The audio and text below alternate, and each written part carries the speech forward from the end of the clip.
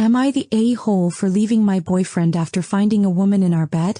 So, I 26 female am going on a trip to London with my sister today. I've been staying with her since yesterday because she lives close to the airport. I realized I forgot my passport at my apartment where my boyfriend 27 male and I live together, and I had time to go back and get it, so I did. I texted him this morning to let him know I was coming back to get my passport, but he didn't respond. When I got there he looked really antsy and suspicious. I went into our bedroom and found a woman I don't recognize lying in our bed fully clothed. I just went on autopilot, grabbed my passport, told him we're over, and left. Now my boyfriend is blowing up my phone saying that the woman is his longtime friend and that she's a lesbian who just needed a place to crash for the night. I don't believe him because he never mentioned anything about her staying over while I was gone, and the whole situation feels off. He's saying I'm making a huge mistake and that he's telling the truth, but honestly, I'm just really hurt and confused. He's begging for me to hear him out and is apologizing, but this whole situation is not right. So, am I the a-hole for leaving him? Should I believe his explanation or is my gut telling me the truth? We just signed the lease 2 months ago and I'm literally leaving the country today, so it's a horrible and stressful situation. Update. I've never updated a Reddit post before, so I hope I'm doing this right. I went to London with my sister. I told my ex I wouldn't be speaking to him and I enjoyed our girls' trip. As soon as I returned to the USA, I went and got tested for STIs and turns out he gave me chlamydia. I'm being treated for it now, but I'm going to see the gynecologist soon because I'm not sure how long I've had it. I'm asymptomatic. I last tested negative for all STIs in July 2023, right before I started seeing my ex. He's the only person I've been with since then, so he obviously gave it to me. I'm worried he's had it this entire time and so have I. But I'm trying not to overthink the cheating timeline of the chlamydia. I want to focus on my health. He never admitted to cheating. We're still broken up and I don't plan on going back to him. Since we just signed a brand new lease back in February, we're discussing what to do about the apartment. I've been staying with my sister since we got back, so I'm thankfully not stuck in the apartment without a support system.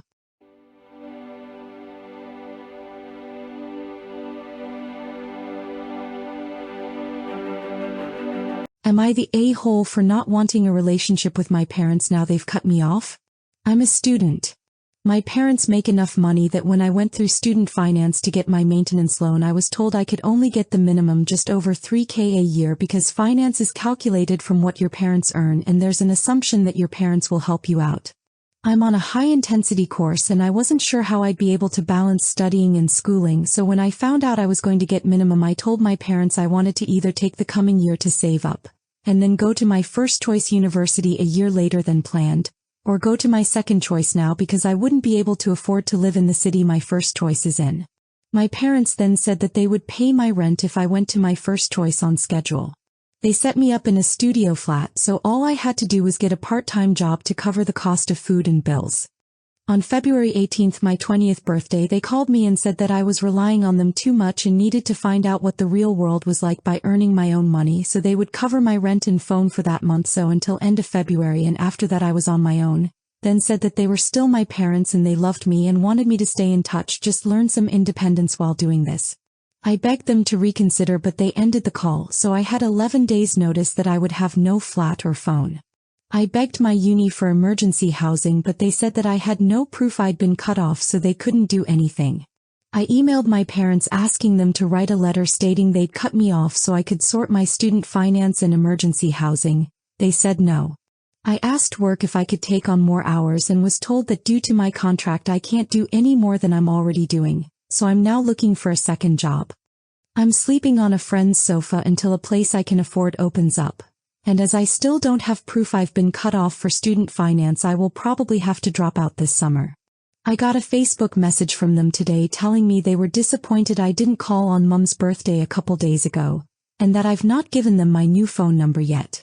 I responded telling them the position I'm currently in and that I no longer want a relationship with them. I've gotten a bunch of messages from them and my brothers asking me to reconsider. My friend says I shouldn't feel bad, but I feel incredibly guilty and like a spoiled brat because I don't love my family for their money. I love them because they're my family, but at the same time they've really screwed me over here. Am I the a-hole for not wanting a relationship with them?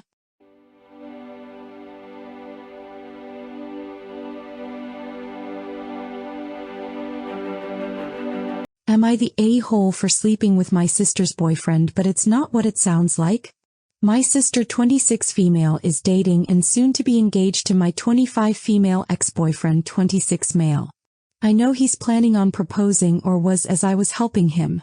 When I was 16 I dated my sister's now boyfriend for about 6 months. It wasn't a super serious relationship, but we, as most teenagers do around that age, had sex. We did it a few times but nothing obscene. The relationship ended amicably because we simply didn't want to date anymore. There were no harsh feelings and we remained friends throughout high school and college. When my sister was around 23 she moved back to our hometown a year or so after college and he was living here also. They began to spend time together and she asked if it would bother me if they began to date. I had absolutely no problem with it and told her there were absolutely no weird feelings and I didn't even consider him a serious relationship as it was nearly 10 years ago.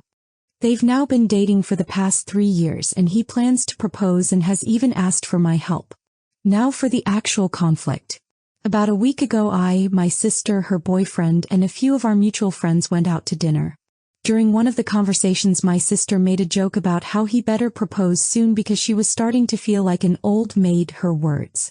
I asked her what she meant and she said they were both saving themselves for marriage. I asked her if she meant in just this relationship or if she was saving herself, period. She said they had both been saving themselves their whole life. I gave her boyfriend a strange look from across the table and she caught it. She asked why I looked at him weird and I said it was nothing and tried to move past it. She insisted I tell her why because she thought I was judging them. I confessed that we had sex in high school, although it didn't really mean anything. She got mad at him first for lying and somehow he managed to convince her that never happened, and then she got mad at me for making stuff up and direct quote, trying to sabotage our future marriage because you're not over him. I told her I was, in fact, completely over him and that I was also not lying, and then they both got up and left. My friends know I was telling the truth and have tried to contact her and back me up. She hasn't answered any of them and texted me the day after saying that I wouldn't be invited to the future wedding if I didn't admit to lying. I do feel really bad and wish I hadn't said anything or lied about why I looked at him, but I felt like I owed it to her because she's my sister and he was lying. Should I have handled it differently, not have told her at all, etc.? Am I the a-hole?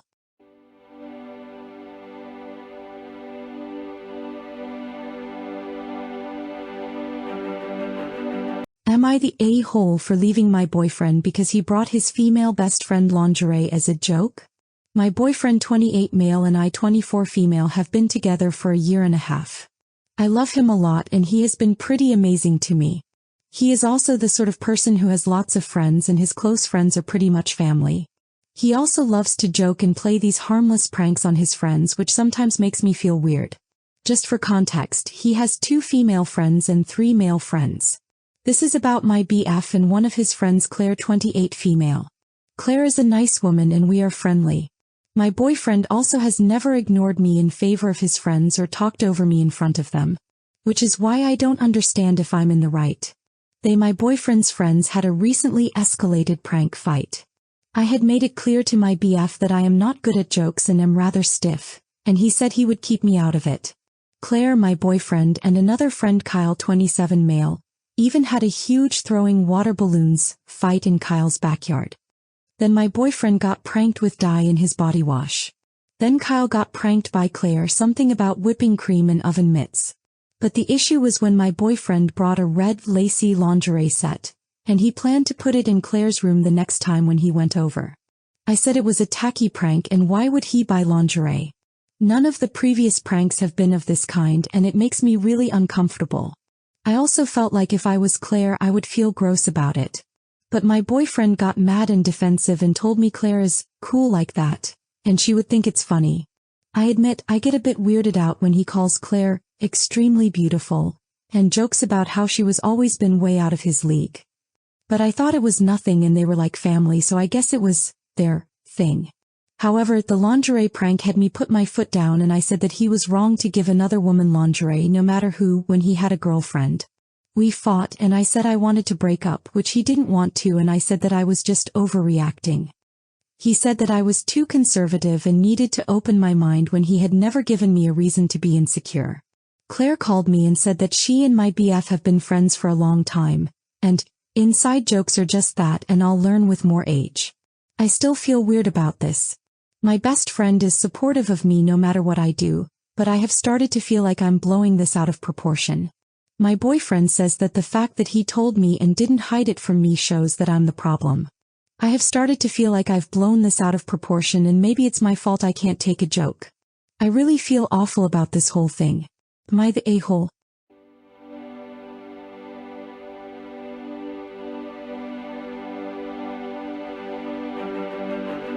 Am I the a-hole for stepping in to do mom things for my niece because my sister-in-law is disabled? I have a niece, Gigi 10, who is the daughter of my brother Chris and his wife, Anna. Anna became disabled when Gigi was 4. It was triggered by an infection, and ever since she has been mostly using a wheelchair. Obviously this has been hard on their family. Anna was the center of their home even though she had a demanding job. She had to quit her job, which is tough on their finances, and she is no longer able to be as involved with Gigi's school and extracurricular activities due to her fatigue and accessibility issues. I help as much as I can, school pickup and driving her to dance practice, going to school events if Chris can't make it, such as chaperoning field trips. My husband and I even took Gigi to Disneyland with us over the summer. I only do what I'm asked to do and within the boundaries of what I have time to do, as I have my own child. Just whatever I can do to make things easier for their family and for Gigi so she doesn't miss out. Gigi's school is organizing a Christmas market. She and her friends volunteered to do a booth, which basically means the parents' L. She asked me to be part of it because Chris is really busy with work around the holiday period. I confirmed with Chris that this was the case, and he was really enthusiastic about me doing it because it involves crafts which he doesn't have time for. He is helping construct the physical booth though. So I got my daughter involved, and Gigi and her friends came over to my house to make stuff for the booth all together. We are even making costumes. I thought I was doing a good thing, and Gigi seems so excited. But on Friday Anna called me and chewed me out. Apparently she was never okay with me being involved with the booth. She said Chris building it was enough and I should have just stayed out of it. I said that Gigi asked me because they needed adults to help out on the day, but Anna said she was sick of me taking over all the mom stuff and that Gigi needed to learn that if her parents couldn't make it, that's just the way it is. She can't just replace Anna with me. I told her that that seems unfair to Gigi, to not be able to do things just because one of her parents isn't able to be there. There's been times I've taken Gigi to birthday parties that need supervision at places like trampoline parks, or taken her to dance competitions where she just didn't want to be the only one there without a female adult to help her change or do her hair and makeup. If I hadn't done those things, Gigi probably would have missed out. Anna said well, that was Gigi's reality and she can't just ignore the fact that Anna is her mother and this is the family that she was born into, not mine. I ended up telling Anna that I never meant to disrespect her, but that I made a commitment to Gigi and to the other parents, so I'm going to do the booth. But after that, if she and Chris want me to step back, then I will. Honestly, I'm really upset about the whole thing. I have my own child. It's not like I'm trying to play mom to Gigi. I just want her to feel supported and not miss out on anything. Chris does his best, but he works crazy hours to support Anna and Gigi. I thought it was a good thing that they had a village to help out, as Anna's family isn't local. I thought since Gigi would come to me for these things that we were doing right by her. It seems so unfair that she should not have the same experiences as her friends because of something out of everyone's control. But I'm not her parent and Anna is, and if Anna doesn't mind Gigi missing out, then maybe that's not my business.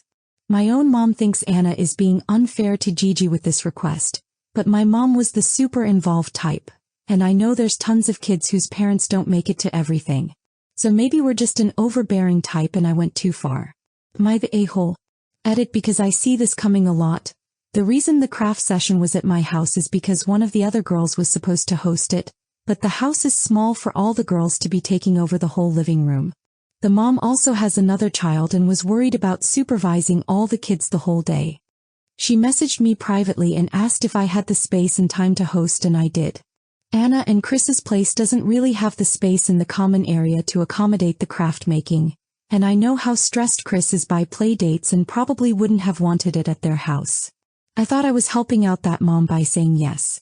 I say yes to most things not because I'm trying to push anyone out or take over, but I guess being a Psalm mom to one kid, I feel like it's only fair I should take on a bit of extra kid stuff for other parents where I can. Edit for anyone asking about Anna being driven to things. Driving Anna would mean I would need Chris's car, which he needs for work because he needs to haul stuff around. We can't swap cars because mine can't be used for that stuff. So for me to drive Anna in Chris's car, Chris needs to also not be busy, in which case he wouldn't need help. Chris does drive Anna to dance recitals and sports activities when he is available. Update. Hi. A lot of people asked for an update and so many people were really kind and helpful, so I thought I would provide one. Chris and Anna came over the weekend to discuss everything. Just for any avoidance of doubt, Chris always made Anna aware of what I was doing with Gigi, and Anna has confirmed this when we met. A lot of people thought maybe Chris was not relaying the information to her, but that is not the case. Obviously, the first topic was what prompted Anna to contact me. Turns out there's a myriad of things that led to it. First, a few weeks ago she read Gigi's journal while using her tablet, and was hurt by what she read.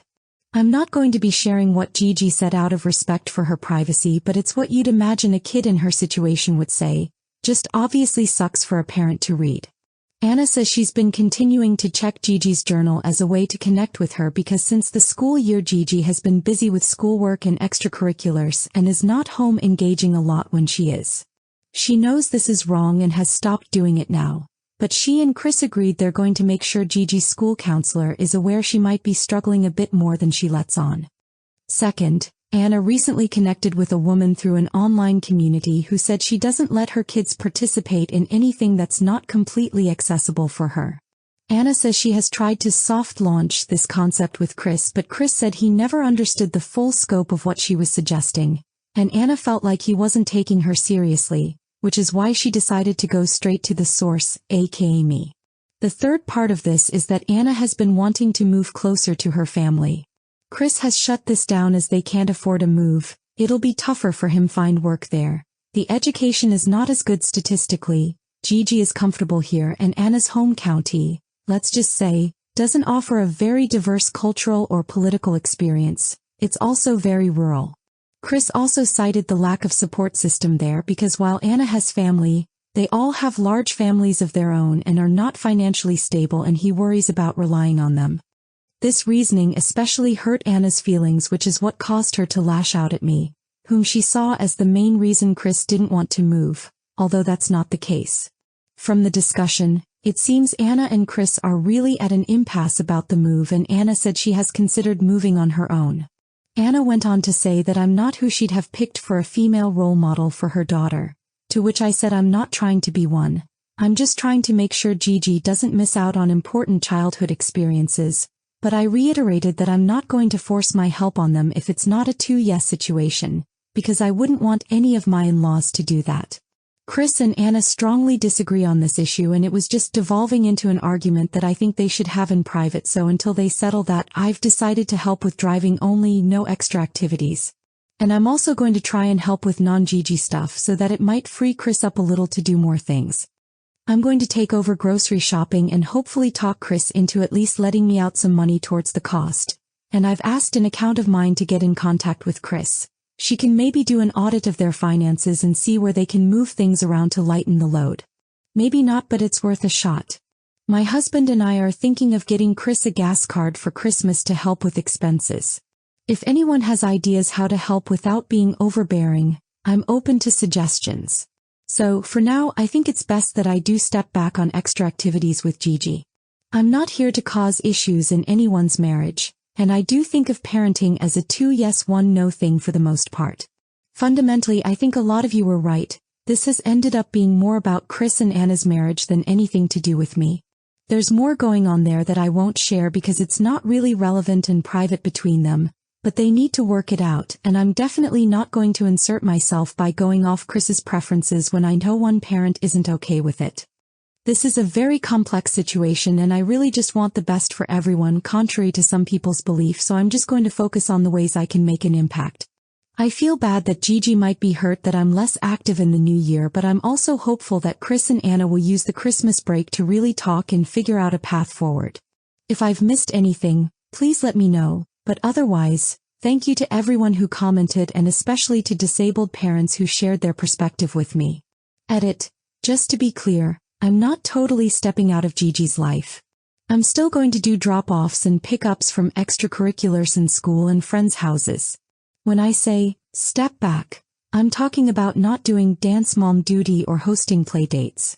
We're hoping easing Chris's burdens will free him up to take over that stuff so Gigi isn't disadvantaged.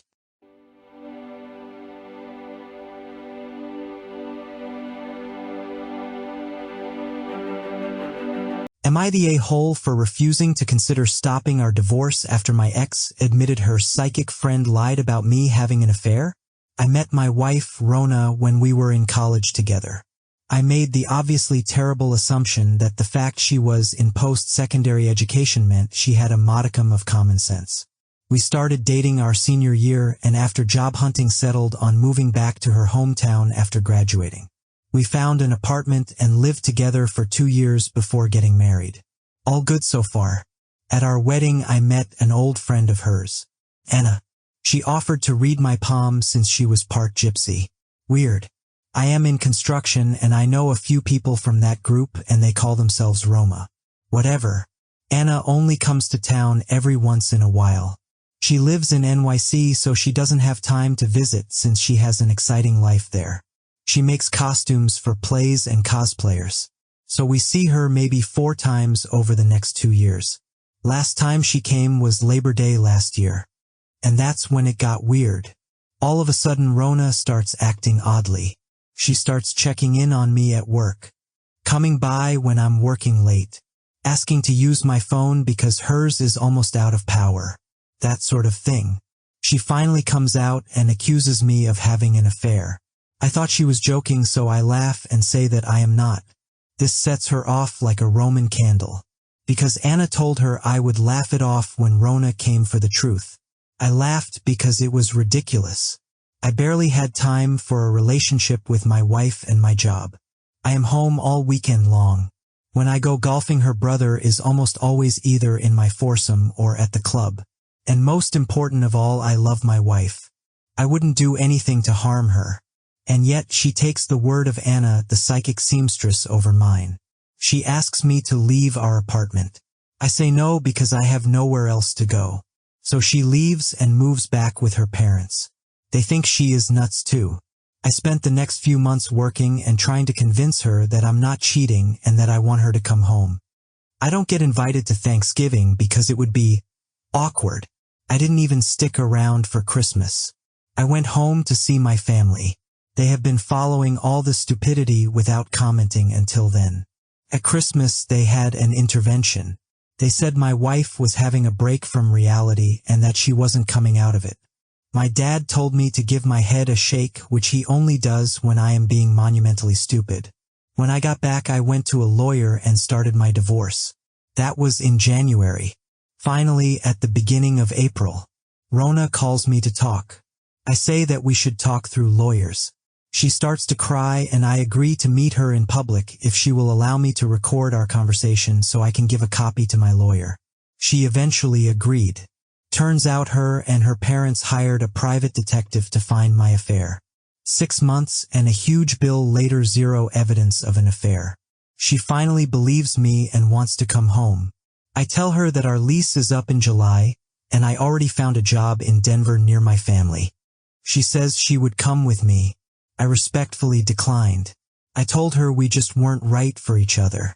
The truth is I do not want to have my offspring share DNA with this dingbat. Anyway, I am moving ahead with my divorce. I am gutted that she took her friend's psychic vibrator over mine. Her family has approached me several times. The last time her dad offered to front us a 25% down payment on a house if I agree to go to marriage counseling instead of just leaving. I politely declined. Cannot be bought. Rona is now depressed, but I see no way of ever trusting her again. She is young enough she can marry again and wreck some other guy's life. Am I the a-hole?